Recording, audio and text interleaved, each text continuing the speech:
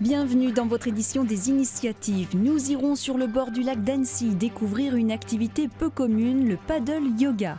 Nous verrons que les viticulteurs de la région Grande Aquitaine ont installé une centaine de diffuseurs d'iodure d'argent dans les vignobles, des engins qui protègent des orages de grêle. Mais avant, prenons des nouvelles de Matteo.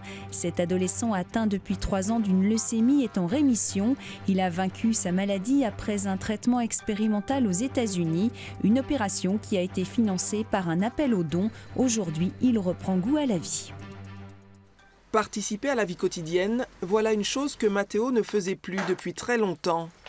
Il a retrouvé la maison familiale il y a seulement 15 jours. Après son retour des USA mi-avril, Matteo a dû poursuivre avec une greffe de cellules souches donnée par sa sœur. Enfin, aujourd'hui, 3 ans après, il semble tirer d'affaire. Ah oui, donc là les gamines, elles ressentent... Je me sens bien parce que c'est la dernière ligne droite, donc du coup, forcément, on se dit que bientôt je vais pouvoir reprendre une vie normale, tout ça, donc ça fait plaisir. Cet optimisme, il le lit tous les jours dans les centaines de messages qu'il reçoit sur son blog ou sur les réseaux sociaux. Des encouragements, des soutiens, il en a depuis le début et ses fidèles tiennent à garder le contact. Donc là je vois ça fait depuis le 23 juin que j'ai pas donné de nouvelles. Matteo a pas mis une photo ou parlé et ça il demande. Eh bien sachez que Matteo mange comme 4, que la leucémie a disparu de sa vie et qu'aujourd'hui il récupère lentement mais sûrement. Nous adorons. Il n'y a plus de raison qu'on y retourne. On y retourne une fois par semaine pour faire un bilan, pour surveiller. La kiné à l'hôpital parce qu'ils ont plus de matériel et une structure. Puis le kiné vient à la maison 2 à 3 fois par semaine. Et puis voilà, c'est que de la rééducation pour qu'ils reprennent des fosses et qu'ils remarchent, quoi. Pour ça, il faudra encore un peu de patience. Mais en attendant d'être sur ses 2 jambes, Matteo veut être sûr de ne rien oublier, ni personne. Ce sont des bons souvenirs, ces photos ? Ouais, parce que même si c'est la maladie, tout ça, c'est quand même des belles rencontres, parce que les gens, ils sont vachement sympas. Malgré ses contrôles réguliers et ses séances de kiné, désormais Matteo n'a qu'un seul souhait, qu'on l'autorise à partir un petit peu en vacances, en famille.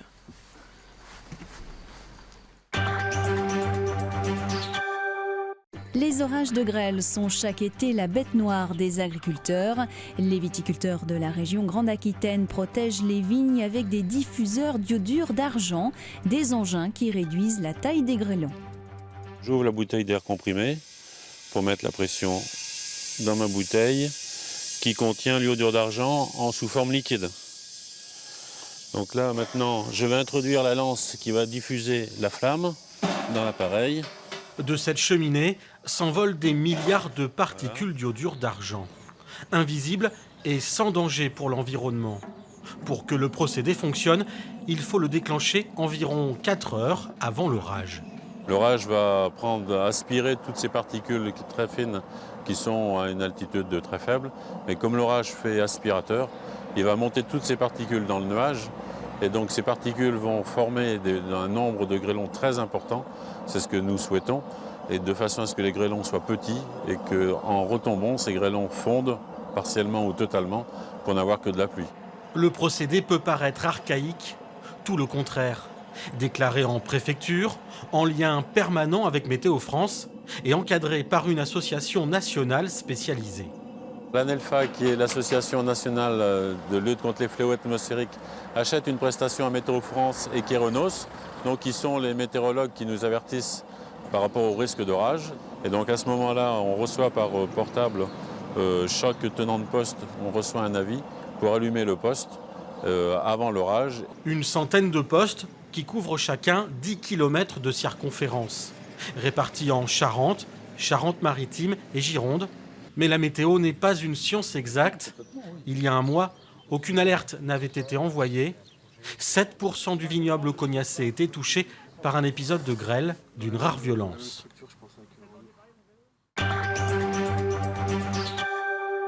Refermons cette édition dans une ambiance zen et sportive sur le lac d'Annecy en Haute-Savoie. Depuis 2012, des cours de paddle yoga sont proposés chaque été, une activité peu commune qui a ses adeptes. Libérez, débarrassez-vous de tout ce qui ne vous sert plus aujourd'hui. Inspire, laissez rentrer ce dont vous avez besoin On connaissait le yoga, on connaissait le paddle, mais allier les deux, il fallait oser. Ce groupe est parti pour 1 heure de yoga à la surface de l'eau, bercé par le clapotis du lac d'Annecy, le tout dans un paysage grandiose. Inspirez, ouvrez. Expirez, relâchez. Même sur un paddle, la position du chien tête en bas reste assez facile. Doucement, en conscience, voyez si vous pouvez inspirer une jambe vers le ciel. Restez connecté, le regard est fixe. Les postures s'enchaînent pendant 1 heure jusqu'à la relaxation finale, mais chut, cela se fait sans bruit. C'est complètement original. J'avais déjà fait un petit peu de yoga, jamais de paddle. Et coupler les deux, finalement, c'est l'idéal. Parce qu'on fait quand même un petit peu de balade avec la pagaie, etc. Et ensuite, faire les mouvements, ça rend la chose beaucoup moins monotone et routinière. Grandissez-vous, inspirez.